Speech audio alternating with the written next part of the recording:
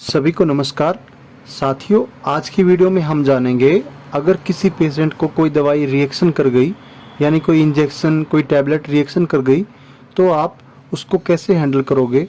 आप किन किन बातों का ध्यान रख सकते हो जिससे उसको रिएक्शन के चांसेस बहुत कम हो जाए, और रिएक्शन हो भी गया तो उस सिचुएशन को कैसे हैंडल करना है। जब भी कोई पेशेंट आपके पास आता है, आप उसको कोई दवाई देते हो तो उससे बातों ही बातों में आपको पूछना होगा कि आपकी कोई हिस्ट्री रिएक्शन की तो नहीं है, यानी कि आपको पहले कभी कोई दवाई खाने से रिएक्शन तो नहीं हुआ, या फिर कोई इंजेक्शन लगाने से रिएक्शन तो नहीं हुआ। ऐसी सिचुएशन में पेशेंट या तो आपको मना करेगा या फिर कहेगा कि हाँ, मुझे एक बार एक डॉक्टर ने दवाई दी थी, उससे रिएक्शन हो गया था। ऐसी सिचुएशन में आपने उसको पूछना है आपको कैसा रिएक्शन हुआ था और उस टाइम पर आप किस चीज़ की दवाई लेने गए थे। इससे आपको अनुमान हो जाएगा कि इस पेशेंट को उस टाइम पे डॉक्टर ने ये इंजेक्शन दिया होगा या फिर ये दवाई दी होगी जिससे इसको रिएक्शन होता है। तो आप आइडिया लगा सकते हो कि इस पेशेंट की हिस्ट्री इन दवाइयों से रिएक्शन होती है। आपको पेशेंट का बीपी और पल्स रेट दोनों की जांच करनी है। तीसरा, आपने पेशेंट से ज़रूर पूछना है उसने कुछ खाया है या नहीं खाया। कई बार होता क्या है, पेशेंट खाली पेट आ जाता है और आप उसको जब इंजेक्शन या कोई दवाई देते हो तो उसको जी घबरा के उल्टी सी हो जाती है, यानी उसका बीपी लो होता है, उसका शरीर इस चीज़ को एक्सेप्ट नहीं कर पाता और वो वोमिटिंग कर देता है।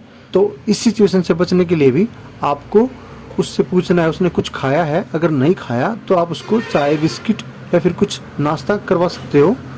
तीसरा, आपको कोई भी इंजेक्शन देने से पहले AST टेस्ट करना बहुत ज़रूरी है।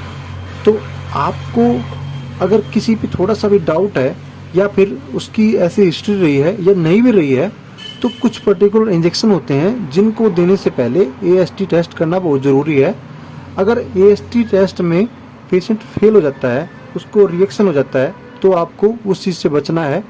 अगर उसको रिएक्शन नहीं होता तो आप उस चीज़ को उसको दे सकते हैं।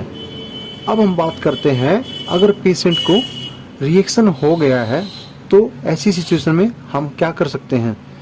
तो सबसे पहले हमें फाइंड आउट करना है कि रिएक्शन कौन सी दवाई से हुआ है, हम किस चीज़ का ट्रीटमेंट इसको दे रहे थे।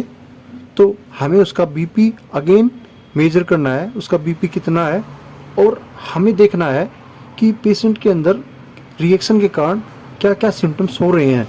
उसको खुजली हो रही है, उसको सीवरिंग हो रही है, ये सब हमें फाइंड आउट करना है।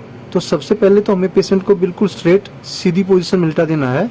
उसके बाद अगर आपने पेशेंट को ड्रिप लगाई हुई है, आपको ड्रिप को स्टॉप कर देना है।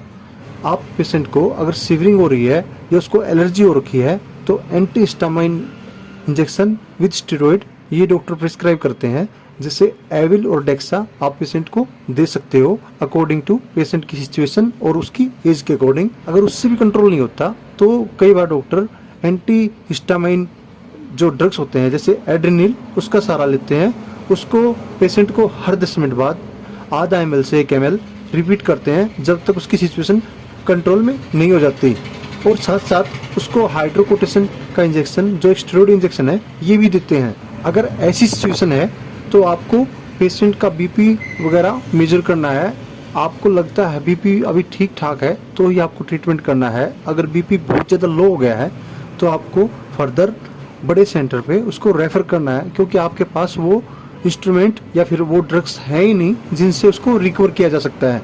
और दूसरी बात दोस्तों, आपको छोटी छोटी चीज़ों का ध्यान रखना है। जैसे ही अगर किसी को कोई ड्रग्स रिएक्ट करता है तो आपको वहाँ पर भीड़ नहीं इकट्ठी होने देनी।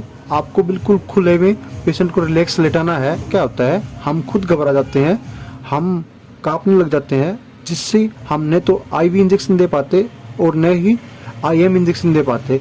ऐसी सिचुएशन में पेशेंट हमें देख के और भी ज़्यादा डर जाएगा। तो हमें अपने ऊपर कंट्रोल करना है और कूल डाउन होके शांत दिमाग से पेशेंट को ट्रीटमेंट देना है। अगर हमें लग रहा है कि सिचुएशन हमसे कंट्रोल नहीं हो रही तो जितना जल्दी हो सके उसको रेफ़र करना है। आज की वीडियो में इतना ही। अगर आपके कोई डाउट है तो आप मुझसे संपर्क कर सकते हो। Thank you.